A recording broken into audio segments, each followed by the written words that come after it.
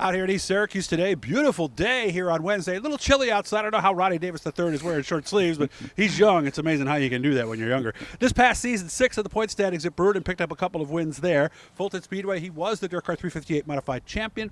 3 wins there. He is getting ready to go one more time. Of course, Charlotte is coming up. The World Finals with the Dirt Car Modifieds, the World of Outlaw Late Models, the World of Outlaw Sprints. A wonderful 3-day show on the 4th, 5th, and 6th. He has been there before, but with a Sportsman. He won 2 years ago, the first time he went there, third place after that. So, obviously, we got to be excited to be heading back to Charlotte.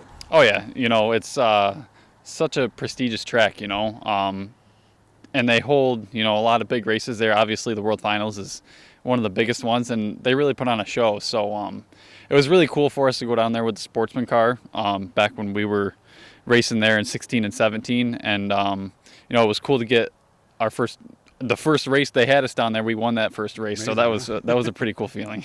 So how is this going to be different? Because obviously we've got almost twice the power coming in this time as we had before. What have the guys been telling you to expect this time with the big block versus the Sportsman? Well, obviously you got the, more power and higher caliber drivers. I've just been down to watch every year, so I kind of just of going off that, and I've talked to Scott Jeffries here and there, and kind of put some feelers out. But the biggest thing is I think how you time trial and how you qualify, because you do that all in one night, and really that sets you up for the rest of your weekend. So if you have tough time trials and heat races, you're probably not going to have a good weekend down there, because there's really at times it seems like it's tough to pass down there. So it's a momentum track. Yeah. It's a fast track. You gotta make sure you're turning good, and you can lay down a fast lap. So just going off of that, I just want to make sure that we're good right out of the box. Okay.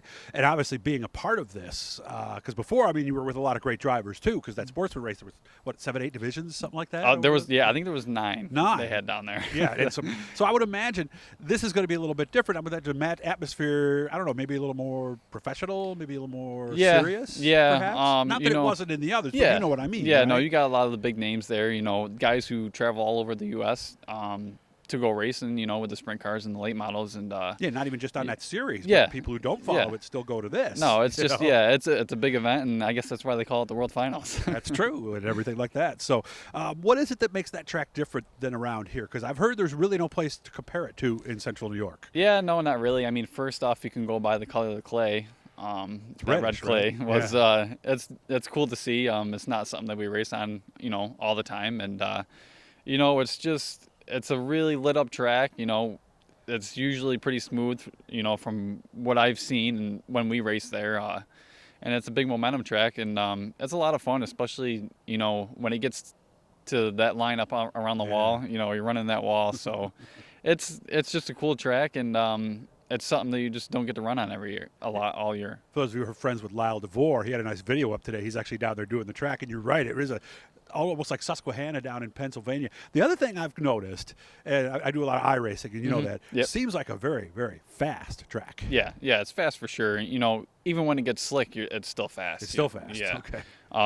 There's been times when it's taken rubber, I've seen, and then there's times when there's been that groove right around the wall, and either way, it's a fast track, and you just want to make sure you got a good handling car, because keeping momentum up is a big thing down there. By the way, we wish all the best of you who are down there now, maybe watching this down there. A lot of the Sportsman teams and some Pro Stock teams are down there. Yeah, they're probably heading down now. I wish you guys all the best. Would you be checking in with some of those guys, perhaps? Yeah, well, I'll at least be watching on Race Monitor, seeing how everybody's doing down there. See if the times are fast or slow, because you got your own book from when you were down, right? Yeah, between that and, I don't know if it's on Dirt Vision or not, but I got Dirt Vision. I don't believe it is, but I don't know that for sure. Yeah, definitely on Race Monitor, I'll be checking in and out of it. So might you make a phone call next week to the winner, perhaps, if it's somebody you know? Well, if it's somebody I know, I guess we could congratulate him. But, there's a lot of good guys. The Sportsman class is obviously a huge class, and there's a lot of good drivers in that, too. So I would think it'd be a pretty good show. And without all the help you've had from various people over the years, you might still be there.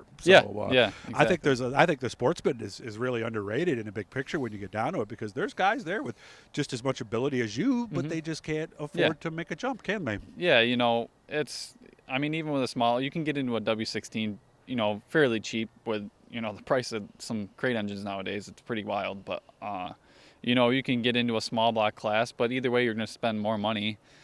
just because you got to keep up on tires, driveline, a lot more engine maintenance. You got to refresh the engine every year at least, if not before that. So yeah, either way, it's a big financial jump from guys going from the Sportsman class. But yeah, you can't knock that there's not any good drivers in that class. Yeah, a lot of great drivers, as a matter of fact. So, of course, your car, he will be driving this weekend for Tom Core and Chris Clark. This is the car, he's a hired gun. He drives that on Friday nights at Brewton. But your own car is done for the season. So what does that car look like now, and what are the things we're doing to make sure that, A, it's still ready to go for next year, and things we might need to replace, stuff like that? What's the process like? Well, it's still looking pretty rough off of Oswego, so still got the dirt on it.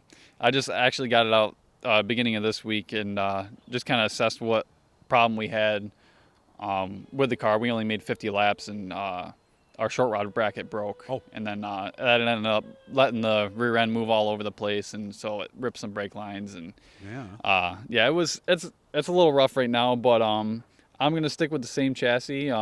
So you've already kind of given it a quick look over at the welds and everything? Yeah, it needs some updates. The stuff that I have on it now is a couple years old, so I'll probably update that over the winter. Okay.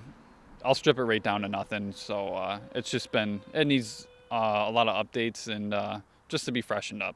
So. Motors turn enough laps where they need to be freshened too? Yep. So Joe Denny at Gordon Racing Engines, he's got my engine that I'll probably be running next year. He's got that down there now. Okay. And then the engine that I ran this year will go out over the winter, and he'll freshen that up too. But there's two cars, right?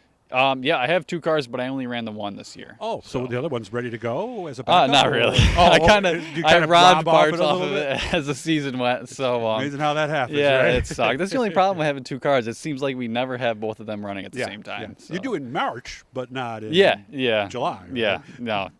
Sometimes in March we don't even have them ready. Grab the transmission out. We'll need a radiator. And the next thing you know, you got half a car, right? Yeah, I stole the body off of it when I flipped at Fulton. So it has some parts stolen off of it from over the summer. Again, remember the World Finals is coming up the 4th, 5th, and 6th. There will be rebroadcast dates coming up soon. So usually that happens around Thanksgiving, which is kind of nice at Thanksgiving to watch yourself on TV. We were just talking about that the other day. So it's very cool. I wish you all the best, man. I hope you have fun down there. Hit the Bluey, guys. Subscribe every time we're talking to somebody cool and talking about racing up here in the New York area, man. Good to see you again, and have fun, man. Thank you.